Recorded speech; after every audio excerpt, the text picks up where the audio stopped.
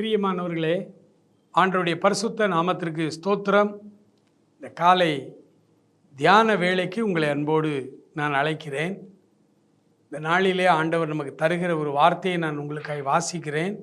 சங்கீதங்களின் புத்தகம் 44ஆம் சங்கீதம் முதல் வசனம். தேவனே, எங்கள் பிதாக்களுடைய நாட்களாகிய பூர்வ நாட்களில் நீர் நடப்பித்த கிரியைகளை அவர்கள் எங்களுக்கு அறிவித்தார்கள், அவைகளை எங்கள் காதுகளால் கேட்டோம்.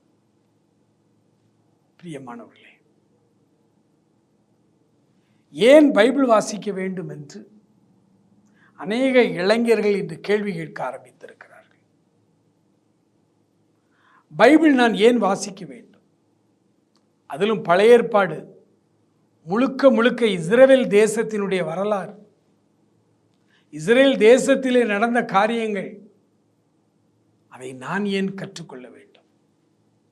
தமிழ்நாட்டிலே பிறந்து வளர்ந்த நான் எங்களுடைய தமிழ்நாட்டு வரலாற்றை அறிந்திருந்தால் போதாதா?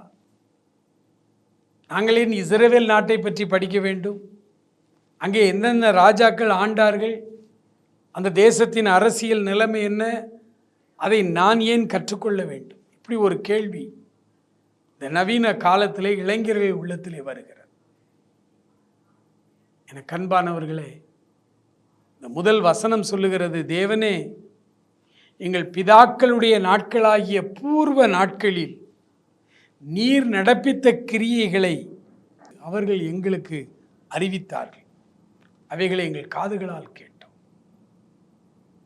எனக்கு அன்பானவர்களே, ஆண்டவர் இஸ்ரவேல் ஜனங்களை எகிப்தின் அடிமைத்தனத்திலிருந்து விடுதலை செய்து பாலும் தேனும் ஓடுகிற கானான் தேசத்துக்குள்ளே அழைத்து வந்தார். அப்படி அழைத்து வரும் பொழுது ஆண்டவர் செய்த மகத்துவங்கள், ஆண்டவர் செயலாற்றின அற்புதமான காரியங்கள், இவைகளை எல்லாம் நீங்கள் எழுதி வையுங்கள். உங்கள் வலது கைகளிலே எழுதி கட்டி கொள்ளுங்கள். நாளைக்கு உங்கள் பிள்ளைகள் இவைகள் என்ன என்று கேட்கும் பொழுது, வனாந்திரத்தில் நீங்கள் வழிநடந்து வந்த இந்த காலத்தில் ஆண்டவர் என்னென்ன அற்புதமான காரியங்களை செய்தார் என்று அவர்களுக்கு சொல்லுங்கள். நாளைக்கு பிள்ளைகள் கேட்டால் நீங்கள் சொல்ல வேண்டும். அதை அவர்கள் தங்கள் காதுகளால் கேட்க வேண்டும். ஏனென்றால் ஆண்டவருடைய மகத்துவங்களையும் ஆண்டவருடைய ஆச்சரியங்களையும் ஆண்டவருடைய அற்புதங்களையும் காதுகளால் கேட்க கேட்க கேட்க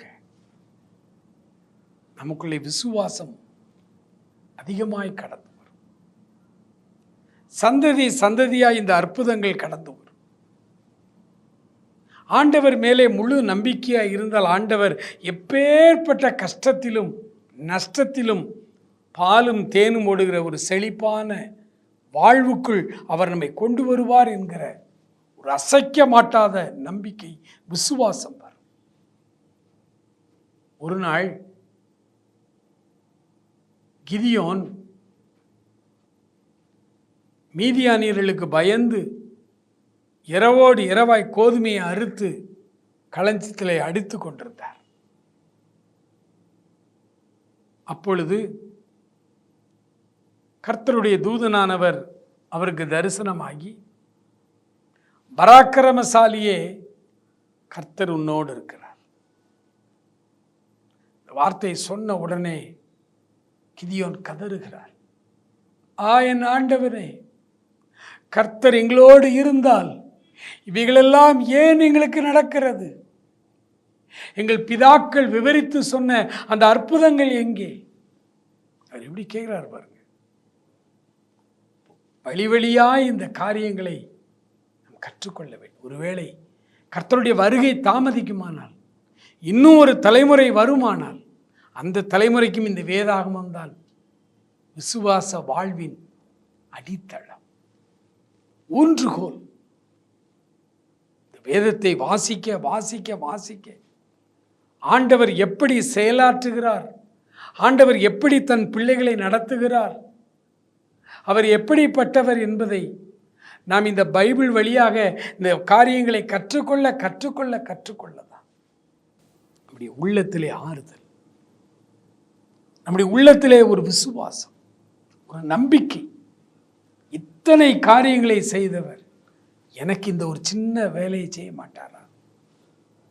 பல வருடங்களுக்கு முன்பு நான் ஊழியம் செய்து பல இடங்களுக்கும் ஓடிக்கொண்டே இருந்த அந்த காலம், வாலிப வயதிலே என்னோடு கூட ஒரு தம்பி ஊழியத்துக்கு எப்போதாவது வருவார். அவர் எப்போ என்னை வந்து பார்த்தாலும் புலம்பிக் கொண்டே இருப்பார், தன்னுடைய பிரச்சனைகளையே சொல்லிக்கொண்டே இருப்பார்.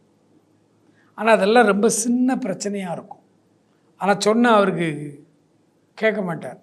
அவருடைய பிரச்சனையை பெரிய இமாலயன் பிரச்சனையாக பேசிக்கொண்டே இருப்பார்.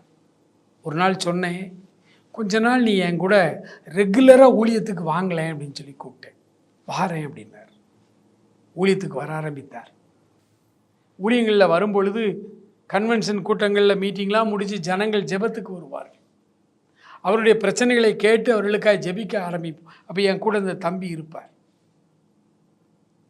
அவர்கள் பிரச்சனைகளெல்லாம் சொல்லுவாங்க, நான் அவங்களுக்காக ஜெபம் பண்ணுவேன்.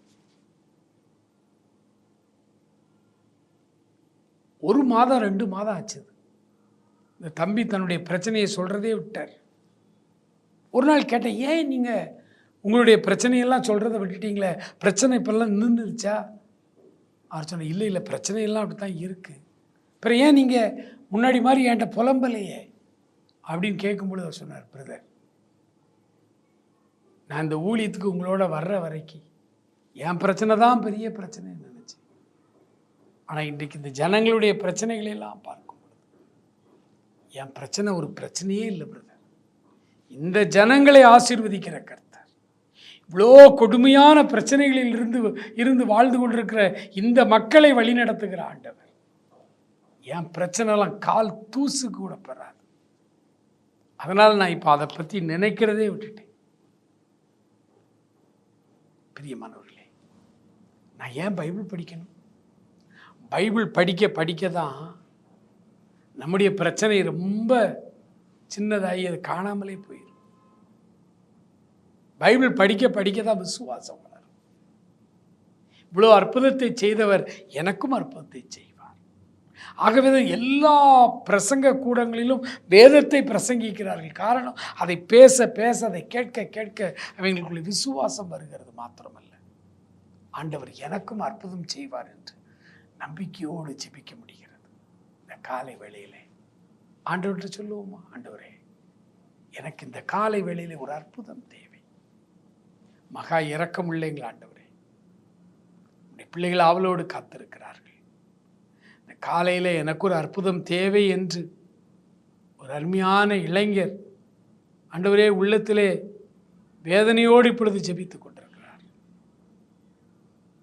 யார் யார் என்னென்ன அற்புதங்களுக்காய் இந்த காலை வேளையில் ஜெபிக்கிறாங்களோ அத்தனை பேருக்கும் அற்புதங்களை செய்யும். அனாந்திரத்திலே தண்ணீரை உண்டாக்குகிறவர், அவாந்திர வெளியிலே ஆறுகளை உருவாக்குகிறவர், வாய்ப்பே இல்லாத நிலைமையிலே நம்முடைய பிள்ளைகளுக்கு ஒரு வாய்ப்பை உருவாக்கித்தார். ஆசீர்வதி. இன்றைக்கு அவர்கள் துக்கம் சந்தோஷமாய் மாறட்டும். இயேசுவின் நாமத்தில் ஜெபிக்கிறோம் பிதாவே, ஆமென்.